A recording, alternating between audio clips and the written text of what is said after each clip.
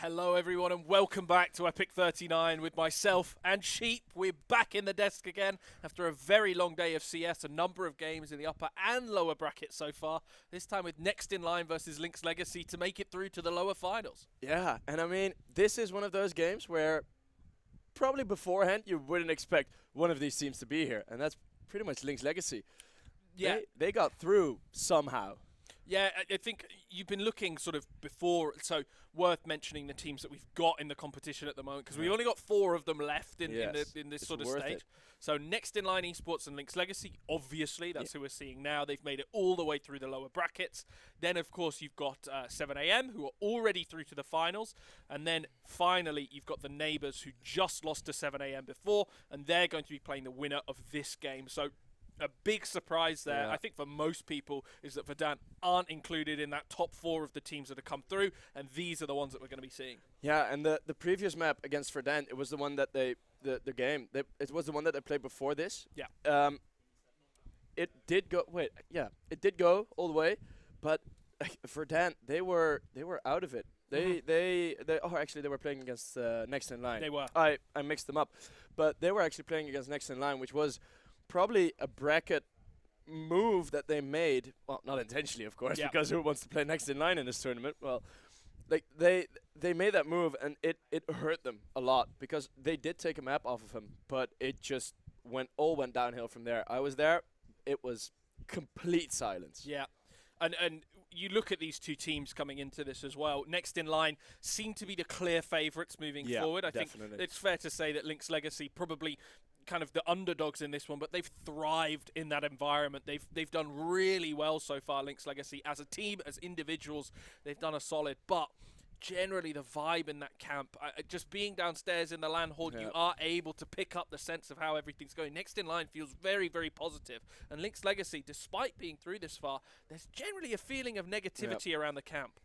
Yeah, but it is a feeling of negativity that has worked, and they're treating it like a battlefield. And speaking about the battlefield, we got the maps that they're going to play on. We got them ready in front of us now. So let's see what we have. Vertigo, of course, insta-ban. Mirage is gone. That is interesting, actually, because I heard them talk about them picking Mirage, actually. Overpass will be the first pick of Linx Legacy. They have played it. They have won it very convincingly against GentiX, I should say. That was the match that they played. It was the 3rd map. It was an absolute rollover. It was more than a stomp. It was a curb stomp. it was Chelsea rough. Smile on that one, yeah. Yeah, it was rough. And then Ancient, lovely. Always like me some Ancient. Next in line, I've been playing Ancient a ton. And it was a map where we were watching it. They took 7am all the way. All the way. It was 16-14 in the end, even though it was an 11-1. Yeah, and as well, going into Nuke as our final map, we've got Nuke coming in. I'm excited to see Nuke to be our final map, and it's really the one that I want to see. I just love a bit of Nuke, so glad to see that it's coming in. Yeah, this is one of my favorite map picks that's going to be in there, and I mean no Anubis, no Inferno. It's maps that we've seen. We've seen incredibly often, actually, which, yeah, I mean, it's been quite decent to experience that, and now we are sort of returning to those UK battlegrounds that we have up here. Interestingly enough, GentiX against Linx Legacy, it was a very tough game early on, and then Linx Legacy started to get their feel, and then they started to get rolling. Then, if you look at the other team, if you look at Next in Line, the proclaimed favorites, we were talking about it, but there are some vulnerabilities that they can take advantage of. I mean, we've talked about Auto B. We had a conversation with Timo and Index about Auto B and about Kappa, and yeah, I mean. Yeah, the way Otto B's been playing, it's been sort of a blessing and a curse as far as a lot of these teams are concerned, because the way that he's been pushing through these smokes has been aggressive. It's been competent in the way that he's done it, running through with AWPs and pistols and trying to kill people. But also, when you're losing rounds and you're seeing your AWPer sprint through, lose $5,000, I just can't really see it panning out for them. So It's, I guess, a little bit difficult in a way for them to look through it and think that everything's going well for them. If they do start losing the rounds, that's when things start to fall on top of each other. But, well, we'll have to see. Overpass, of course. Linx Legacy's pick, it's going to be the map that we see first. So, of course, choice of side for next in line. Yeah, and I think we've seen some interesting choices of sides that have arisen during this Epic LAN, mostly from teams like Royals. Next in line have been known to put in the odd side pick as well, but knowing that we are going to overpass first, I think we'll just get the basics with Next in line Esports starting on that fabled CT side. And I talked to the guys a bit last time we were casting. You talked to the guys a bit in the morning. Mm-hmm. I went down. I gave. I just tried to get their thoughts about what they were sort of looking at. And Wolfie, I cannot quote exactly what he said, but he was very confident, and he made it already a bit of BM. So he said, "They're free." I quote. Oh wow! I quote. So those aren't my words. They're Wolfie's. He also said, which is something I will now keep. I want him to keep his promise. He said, once again, I quote, "If I lose this, I will retire." Okay, all right. So well, Viperio potentially looking at playing with a 4-man roster soon. But yeah, and I talked to Dutchie as well on the side of Next in Line. Dutchie was very confident. Dutchie was like, yeah, he was calm as ever. He was, mate, I'm confident. We're going to get this. And he was like, he was just calm demeanor, as he always is, but he knew what he was doing. I mean, the last time we heard that a map was free and that a game was free was when Royals were playing 7 p.m. Famously, Swaggy, very confident that they were going to win that game, and then they got 2-0'd. So, the overconfidence in UKCS is a very, very real thing. Yeah. And while Next in Line, I think probably at this point, maybe I think it's fair to say favourites at least to go through here, probably to beat Neighbours as well, just on account of the way that Neighbours are kind of falling a little bit apart. We saw it at 12-3 half when they were playing against 7 a.m. just before. It almost went the other direction in the end, but Neighbours kind of falling a little bit. Also heard that Smuya is calling for that one rather than Bever, which is a little bit kind of out of the ordinary, I guess. So Next in Line, very much favourites to make it through all the way to the final, at least from my point of view. And Linx Legacy on the other side of things, I had a chat as well. It's not just you that can have chats. I'm very good at it too. And we both did with Linx Legacy then. And just speaking to Chris around kind of their chances, I did it early on in the day just to kind of talk to them about really where they thought they were. And as a team, they kind of knew that they were the underdogs coming into this. They know that there were teams better than Verdamp was one of the ones that they kind of pointed at as one of the kind of better teams for them to look at. Of course, 7 a.m. and Next in Line are very clearly there as well for most people. But they were talking about, these are the teams that we know we're probably on paper worse than.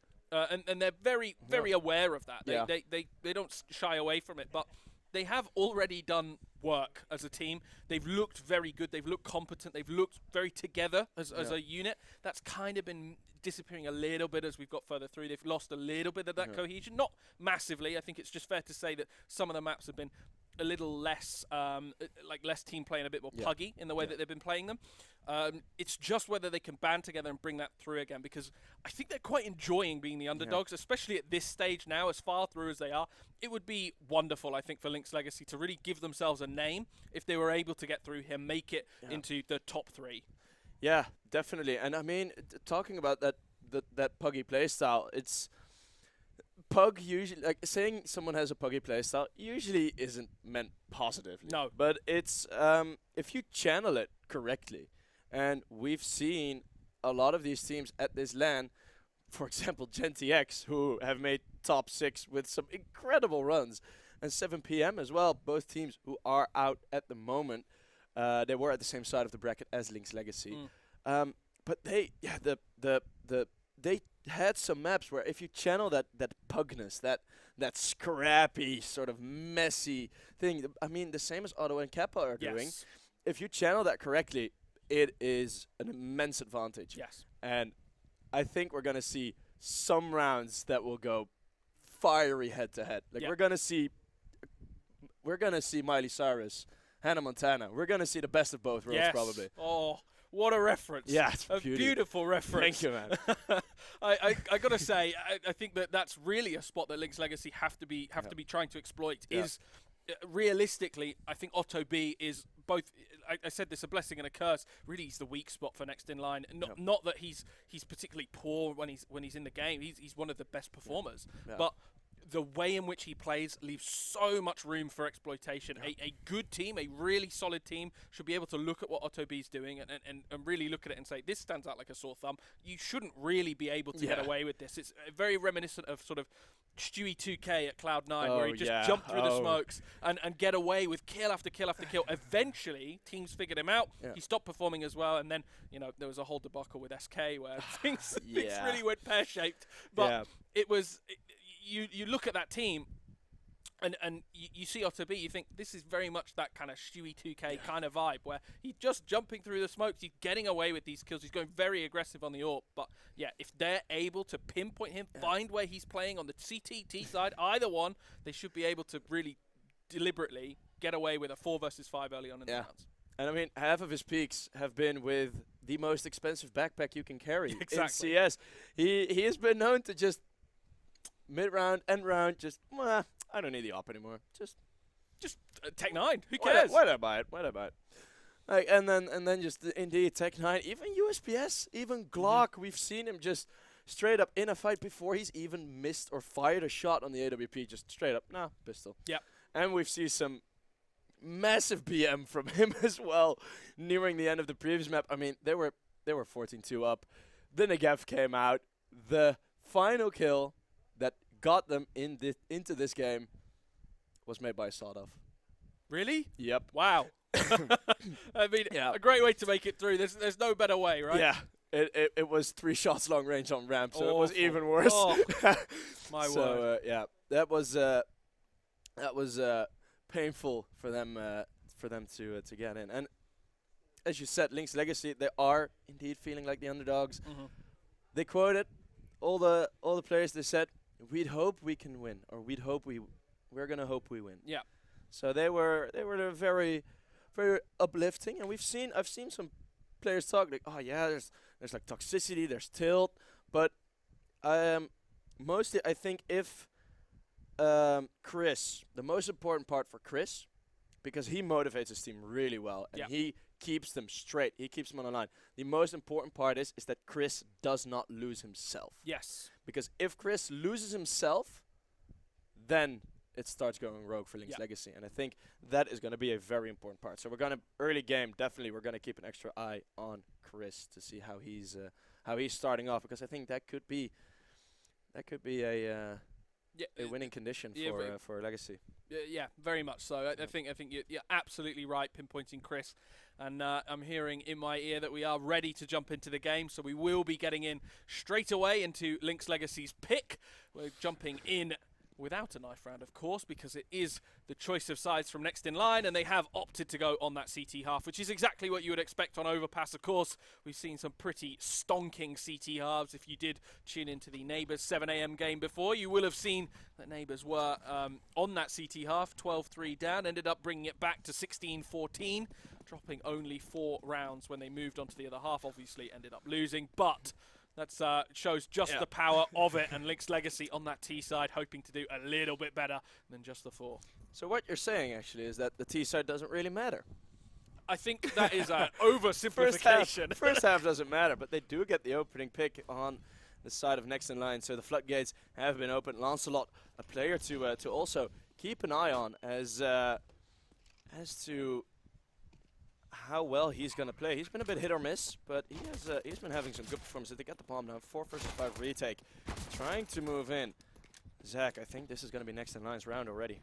Well, it's early to call it, but the 5 versus 3, it seems to be going in their favor. Duplo has something to say about that, though, as he finds Zulu, and players still peeking into it. Zulu still going for it. Poseidon finds one, looking for a little bit more. Dutchy ends up getting the kill. Otto B finds another one as well. It's only a single player left in Moz, but the bomb's not planted for him. There's the ability to push forward as Otto B starts the defuse. I don't think Moz has got the time to move over. The time he's trying to find it, he's trying to look for it. Linx Legacy just get that one in time, but Otto B made it close. What a kickoff! Man! Okay. That is something. That is... Okay, hold up. Good way to start, eh? Great way to start. But this is something. Okay, well, I mean, Linx Legacy, they've been playing mostly streaks. Like, we've seen a lot of these games go scrappy, go gun rounds. No, Linx Legacy, it's either they lose a couple rounds straight or they win a lot of rounds straight. Yes. It's been very one or the other. They haven't had many scrappy rounds. Whilst next in line have had some of those games. Maz, Otto B, how's he still alive here? Oh no way, Otto B! We were talking about how he can get some highlights in there, and he's even pushing forward. Otto B, no way. It's heavy on the ace alert as he's even pushing further in. The bomb is in his domain. Ace in the second round, clutch in the first. Where are we heading here?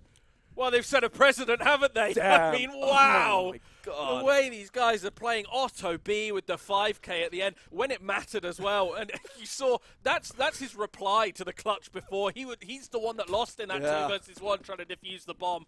Well played from next in line. Well played from Otto B. I mean, I called him a weak point. I said that was the area that they could exploit, someone going over aggressive. But you can see how it can pan out when he goes that aggro. Oh my God, like what a way to hit him. Oh, I think...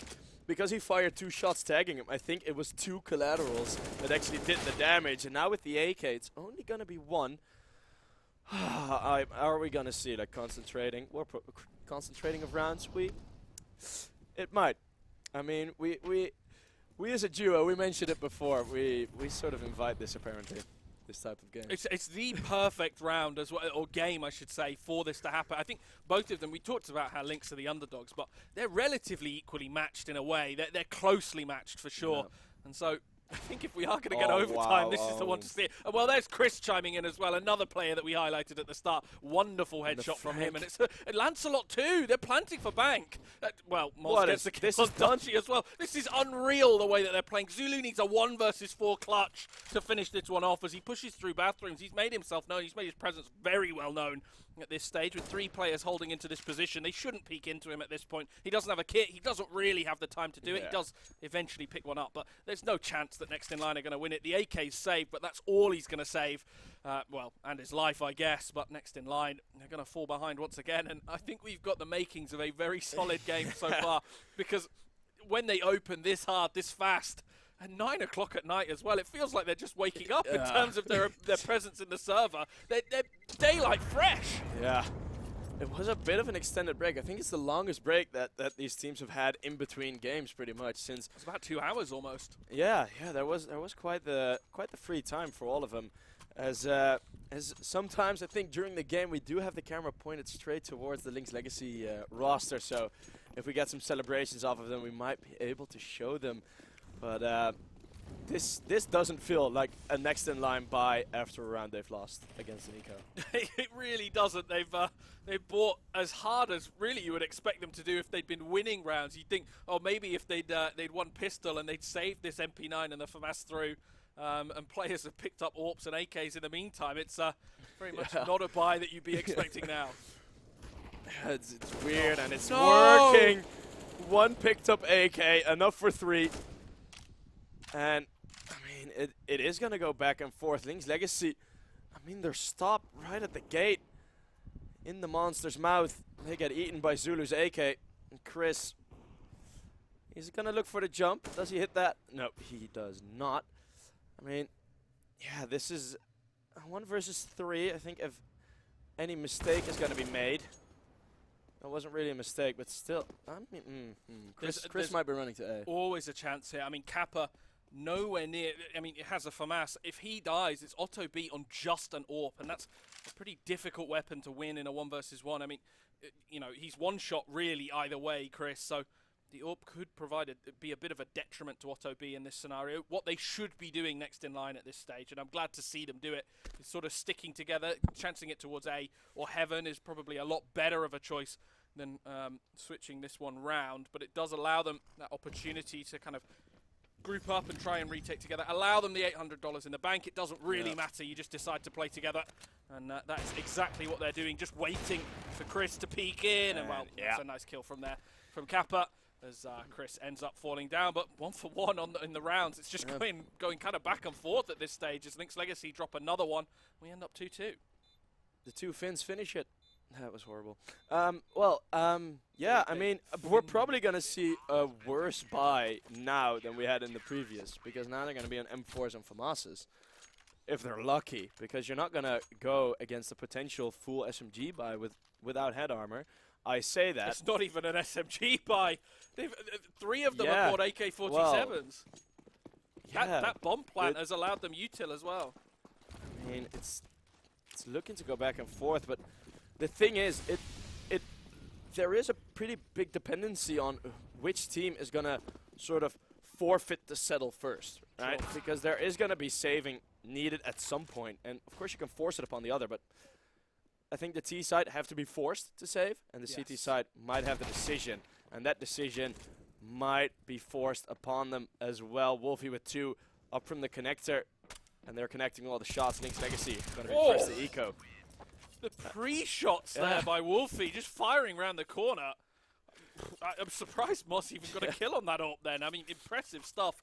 But this is the first time we're going to see a full eco out of the T-sided team. They shouldn't be buying into this one. If they do, they are. We're going to get angry. Yeah, I was going to say, it's a mistake if they force in this. A double run with 2K in the bank and, well, Linx Legacy. I think this is the sort of round that you use to kind of work out how their hold is, where they're playing certain players. So just sprinting forward, seeing if they can find something, but this is perfectly positioned from next in line. Who are all in position, and Wolfie and Kappa chiming in with all 5 kills. Wolfie gets 4, and of course Kappa bails his teammate out, who ran out of those M4 bullets at the end, but 4-2 on the board. I don't think either of us are surprised by that one. Yeah, but that is pretty much the first time I've seen the Glock hold with the M4A1S actually get 4 kills. Yes. Usually it's been 2 or 3 because the bullets just run dry. So incredible accuracy by Wolfie. He's going to carry that over, and I see something quite interesting. Look at Poseidon. All right. It feels like we're getting a troll already. We have arrived. Welcome to EPIC39. It's UKCS on your plate. It's the P90 pulled out. Of course it will be. I love that the Observer is sticking with this. Auto B with a no-scope onto Maz. That's the other AWP down. As he is touchy in a smoke there. I think he is. He sat on short. It looked for a second like he was going to push through, and he's just hiding on the wood, waiting for that flash in from his teammate, but well timed there from Linx Legacy to not take the damage. The P90 is coming out. It's getting ready to go. It's missing some shots. It's shooting in towards his own teammate, but then he falls. And it's only Linx Legacy. It's 1 player left. It's Lancelot. It's no players left. Next in line with a very dominant performance on that one. And Linx Legacy, I think the P90 there is really the bane. They would have won that round, I think, had they had any other weapon, PP Bison included in that list, because, well, I think it's fair to say anybody watching at home that may not be familiar with CS, a P90 sucks. It's good to get you out of silver. That's definitely the case. It's because you can just run a gun with it. The MP9's better, the MAC-10 is better. Use any other SMG and I have more respect for you.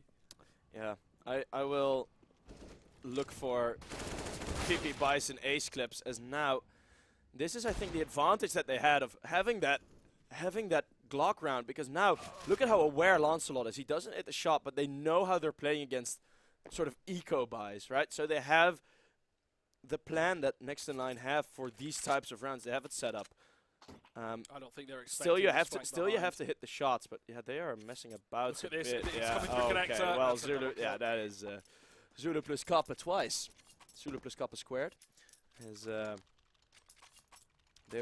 think they were just sort of trading over there. Just some trading cards, just trading skins. Yeah, just trading skins. I'm not sure why they were trading for that long. I mean, it didn't really need that much thought through it, and they knew that there was a player on long that could come from behind. So they threw over the Deagle and the AK, but then the guy with the Deagle didn't have a weapon, or the guy with the AK, it was weird. And they flunked it as well. So even though you had to trade more often, they flunked it either way. Ooh, bit of a scrappy fight from Lancelot as... he didn't even hit him. Yeah, the spine of the map has been quite blue as of yet. From next in line, they definitely have a CT side plan. I mean, we have to keep in consideration, this is the map pick of Linx Legacy, right? We're, at least, yeah, I think we're expecting him to get at least, probably at least 4. Yeah. And then still it would be possible, but I think if you see Linx Legacy get to 5, maybe get lucky with some economic break or some opening ups. There's a player behind. Otto B, I think it is all the way in behind. You can see him. He's walking forward. The timing just doesn't work out for him. That is so close. I think he's still going to catch him out. Look at this. As he shifts in behind, 3 players in front of him. He pulls the trigger. He finds one. He whiffs a little bit on the second. That was close, but knows that there's going to be another player in front. Playing it slow, jumps away. Smart from him as Poseidon's the only player left down on 25 HP on short as he's watched all his teammates die around him, and he's died next. Zulu with the headshot. Poseidon's gone. Yeah, what a play from Otto again, and it is the pause moment. First pause that we see in the best of 3. It's Linx Legacy taking it. It says technical. It is definitely tactical, as these guys are talking about, yeah, probably like the T-side round. I don't think they're talking about this. Yeah, they are talking about this round yet. They need to get a plan together. Yeah, it's just been like mistakes after mistakes, I feel, from Linx Legacy. They've been allowing next in line to look very, very good because Linx haven't been performing. And, you know, we know that they've got a coach on the desk as well with them. They have this opportunity now to talk it through a bit more, get the input from the rest of the players as well, which I know they've been taking across the event. And it gives them that little bit more room to think about where the holes are. Frankly, at the moment, it does seem like B is an area that they've not really looked towards and only really gone through connector or on A. It makes sense, you need that control, but they haven't quite found anything in these positions, and Otto B has been mollied out. He's lingered to get the kill on Lancelot, but those 1-for-1 trades will always favour the T side. Yeah, definitely, and I think Linx Legacy, it is their way, the way that they've been playing a bit, going for these sort of inviting the mid rounds in. But again, good spot by Chris in the corner of his eye. 2 versus 2. Wolfie and Kappa are the ones that are left standing. Maz and Duplo, they aren't wasting any time.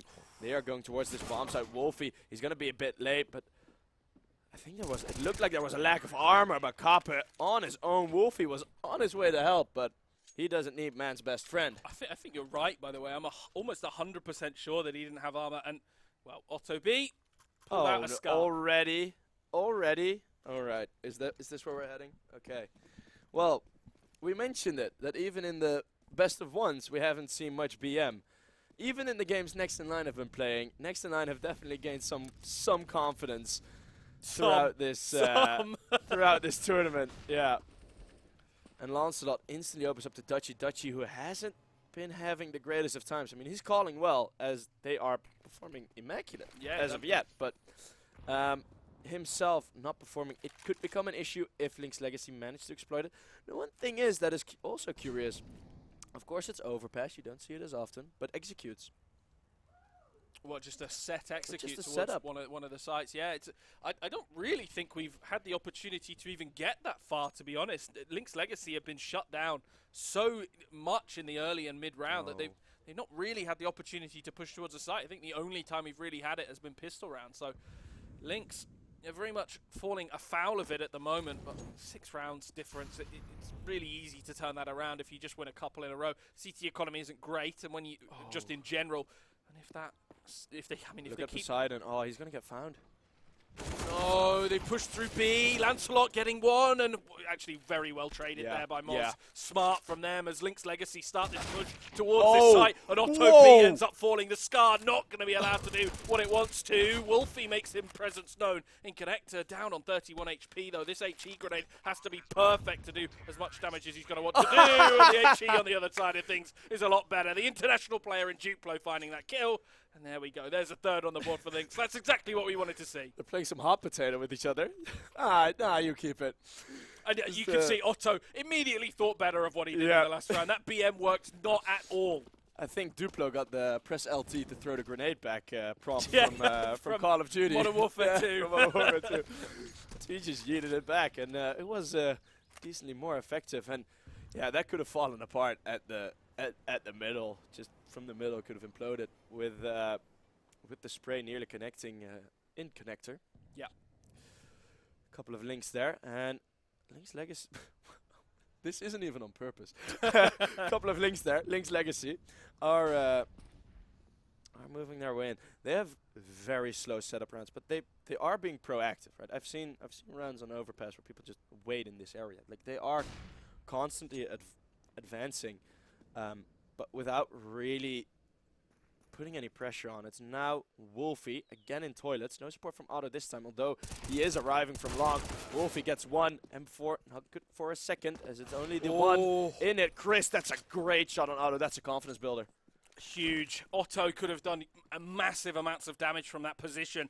And now Linx, they've got time to work with. 4 players versus 3. Next in line are the ones that have to overreach, have to peek in to one of these angles. It's exactly what they're going to do as they fall. The first play does, but Zulu equalizing, getting 2 players in toilets. Should never be allowed to get those kills, but Linx Legacy have given them to him, and the bomb is dropped in this position. The CT player pushing up from down on the other side. They're actually completely isolated at this point, but Zulu fighting Poseidon, and they don't know that they're isolated. That's the most important part, as Lancelot looks for the first kill. Whiffing on the spray, though. Zulu finds it. Linx Legacy, you should be on 4 at the moment, but they've whiffed. Oh my god, that's a 4 against 2 that goes awry. Man, Zulu, he's put himself onto 16 already.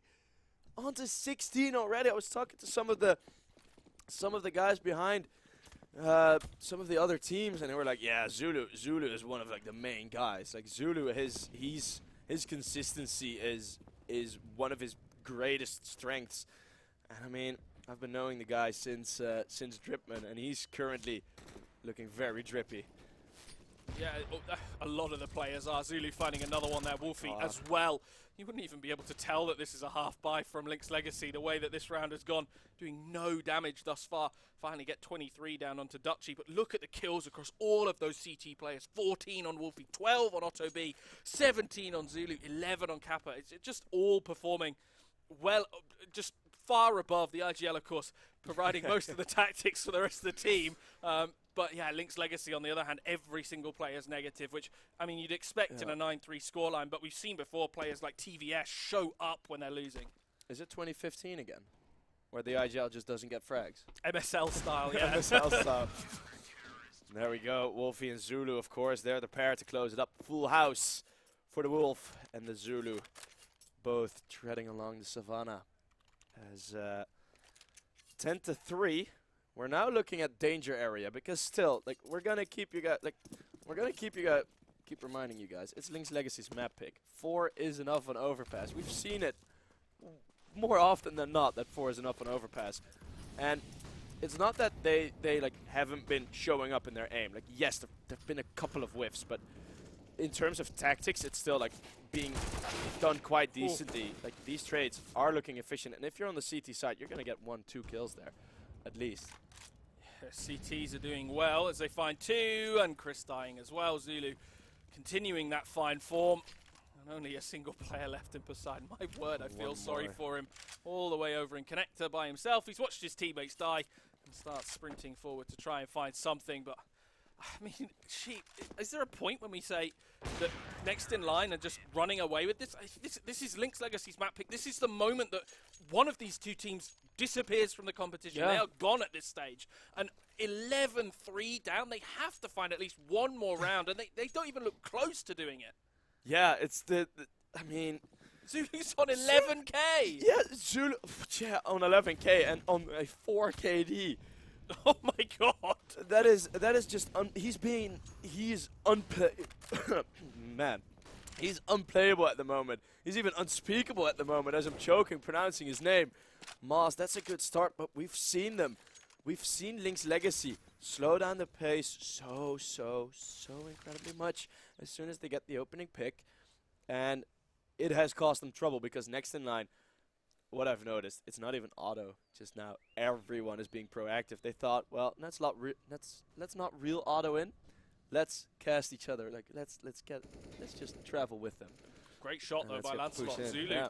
a player that you said before was on 4 KD, is no longer on a 4 KD. He's still very good. 3 point something. No? Yeah, but he is dead, and he isn't allowed to have any impact in the round. The Orps spraying forward. Moz is down on 14 HP. Still alive nonetheless, but making that noise. Otto B is really giving away his position. Linx Legacy, though, they are pushing into the stack, and there's players coming in behind as well. You can see there's one on the flank. Chris does eventually find that, but 2 players sat in front at this stage. The Orpa whiffing his shots, not quite hitting them, as Dutchy sits and lies in wait with 38 seconds left on the clock. They're going to have to plant the bomb at some point, but it's only Otto B. The players are peeking in. One by one, they swing into Otto B, who does get the first on Poseidon, waiting for another one to peak. The player's low HP doesn't really matter at this stage unless Otto B decides to be a bit Otto B about it and push in with his pistol. With the amount of time left on the clock, 11-4 seems inevitable. Next in line, looking very much in the more of the final round of the game. And I think he is just trying to find the kills at this stage rather than anything more. But Lancelot not going to let that one happen. Finds himself, I think, a 3K for the round. And Linx Legacy picking up a 4th. It's exactly what you said the minimum number of rounds for them was. It might be a bit of a reach here, but Chris, of course, Danish. Chrisen, IGL for Mouse, also Danish. Mouse NXT, I should say. Yeah.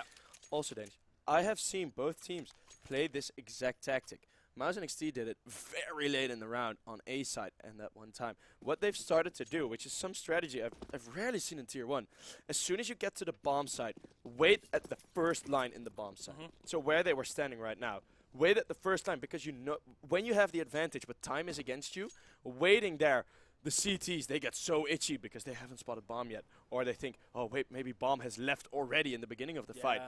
And you see, Wolfie peeks up, Zulu, or I think Poseidon peeked up, bump, bump, both kills, Otto's alone.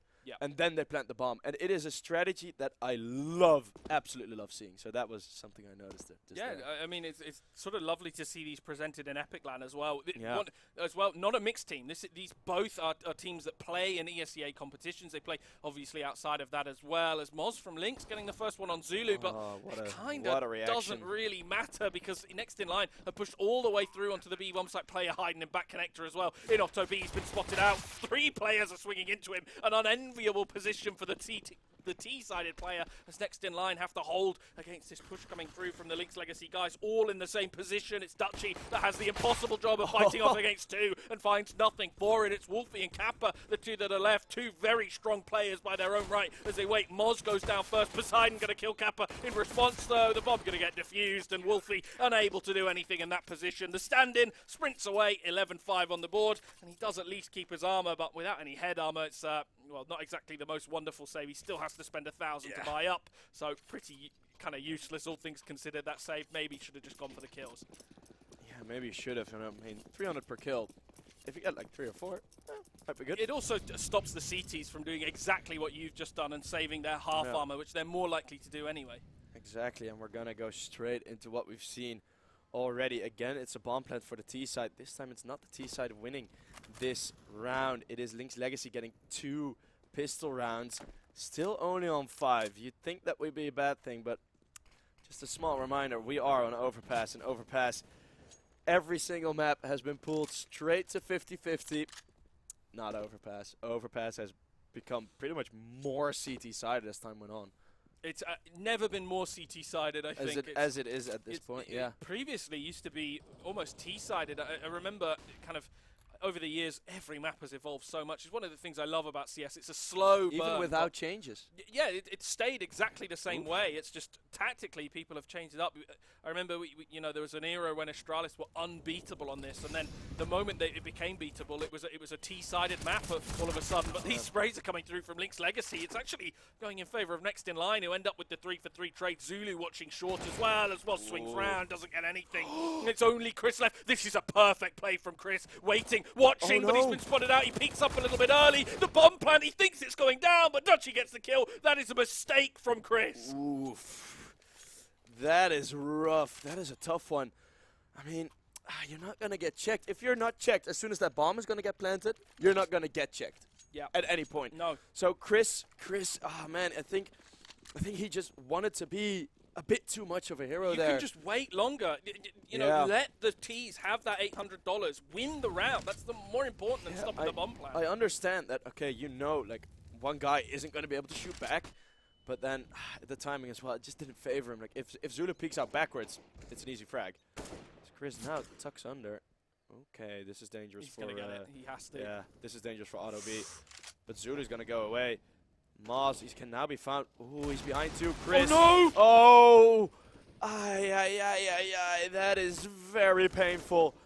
There's a bit of a team flash, allowing Maz a bit of freedom. It's still possible as we get another flank. Hopefully not another with the same result. As Dutchie now, his eyes pull two ways. Not lazy at all though. Dutchie with a great shot onto Maz. Mac 10 picked up Poseidon. Bit fearful of that AK spray and forced right into the wolf's teeth. Yeah, never getting away from that one. It's just Lancelot. I mean, the play in the last round for next in line to win it, it's left them in a really terrible position on these deagles, these pistols. And Linx Legacy, they can see it melting away in front of them. 12-5 at the moment, but more than likely, if they lose this one, after they lose this one realistically, we're going to see 13-5. And from there, they're going to be an eco, so 14-5 very much on the cards. Yep. And at that point, they have to win 10 in a row to make it to OT. They've got to win 11 to win the game outright in front of them. It just feels very difficult on their map pick, might I add. Even though you know the numbers, as soon as they get presented, it still hurts. Yeah. Right, just that extra realization of this is the mountain they need to climb. Yeah, it's a painful endeavor, a painful prospect, especially like for Linx Legacy. And I mean, I talked about it, the way how Chris is like, they're all young guys, right? On both sides. I mean, on next in line, there is a bit more of that experience. You have Wolfie in there as a stand-in, though, but he has brought a lot of experience. Zula has been having a lot of experience. Dutchie as well. I mean, he made this team, right? He got this team together. He got in contact with next in line. He sort of built this up. Like, there is a lot of experience, more than there is on Linx Legacy. Chris, such an emotional IGL, which can be a blessing and a curse.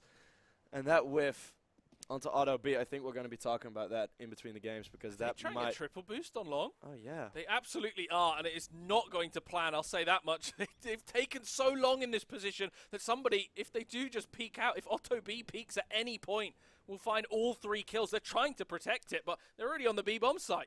Yeah. This confirms it to me that they have been watching Mouse NXT. 100%. Because there was a very famous clip, well, very famous, somewhat famous, where Nexius got killed by that exact boost. So I'm pretty sure they're still in contact. Chris and Krisen, of course. Well, hard to miss each other. They must be. Yeah. Their names are basically the same. Yeah, I mean, aren't they the same guy? Oh, is this a conspiracy theory? That'd be something. That'd be something. They're just both playing under the name Krisen. I know. Yeah, we know. We know.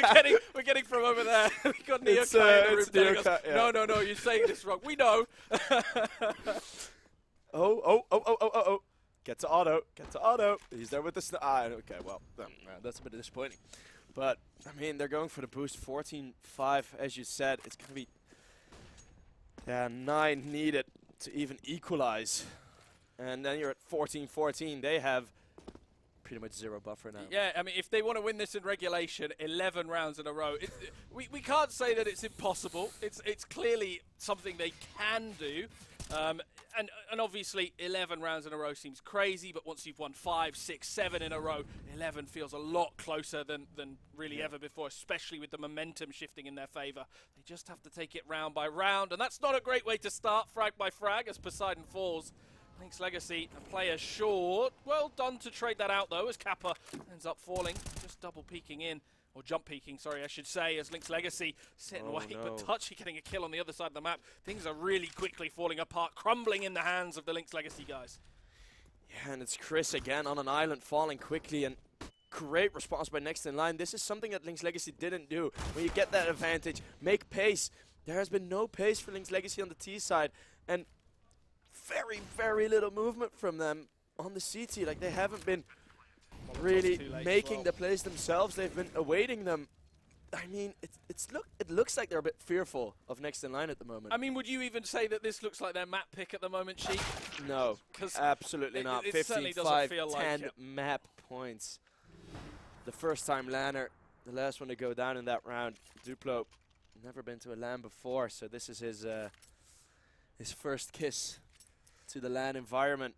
It's worth mentioning as well that these teams are opposite each other in the LAN hall as well, so they are right next to each other. You can imagine that every single round that one of them win, the screaming is going to be massive because they're directly opposite one another.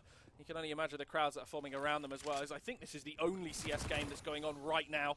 So basically every CS player is going to want to have a little bit of a peek in there, playing in this smoke. I think Poseidon ends up falling. You'd assume that he'd be able to get that one, but the flash comes through from Otto B, and the flash assist allows Poseidon to push through, or Poseidon, sorry, to fall.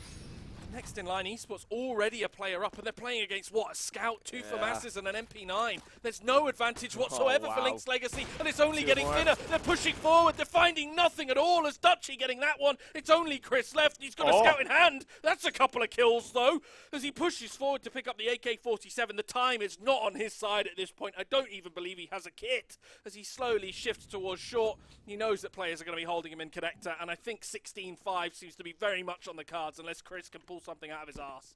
Yeah, a frustration rotate. It looked like he's taking a longer route, jumping, making noise. He's nowhere near. Look at all the utility that's still on the side of Next in Line Esports. They could fully BM and just throw 2 Molotovs down and just hide on short. Or they can just cleanly take his head off, as Dutchy still got himself up to 11 as he started with 2 kills in about the first 10 rounds. But man, what an incredible performance from Next in Line. And yes, they were classified as the favorites, but by this much on Linx Legacy's map pick, it might be a swift one. Yeah, and I think it was Thorin a very long time ago that said that any less than 8 rounds and you've not done a great job on a map. I think he said may as well have not shown up. 5 is particularly low, so yeah, not wonderful from Linx Legacy. And regardless of if they lose this series or not, you have to show up in the server more than that. You cannot bow out of the competition. After the rounds they've won, after the games that they've had, 16-5, you've got to be doing better than that. We know that, they know that, and I'm sure going into map 2, we'll see something a little bit better from them. Yeah, I hope so. It's going to be Ancient, and Next in Line, they even took 7 AM all the way on Ancient as well. Well, not necessarily all the way. It was quite a close game. They did take a map off of 7 AM. They're the first one, only ones to have yet taken a map off of 7 AM in this tournament, which I mean, it also sort of classifies the sort of favoritism difference that is currently here in our best of 3. Yeah, and you know, we do have more maps for you on this one, but before we do that, we are going to jump into a short break, and then we will be right back. We'll be back in 5. See you later. He said doo-doo.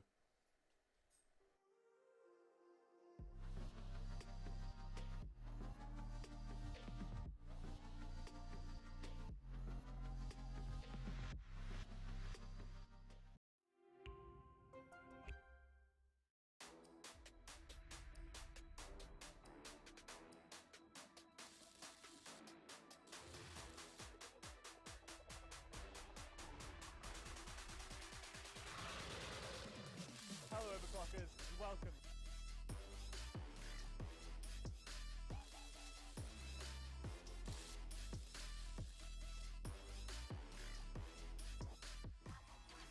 Oh, screw this. Where's EPIC when you need him?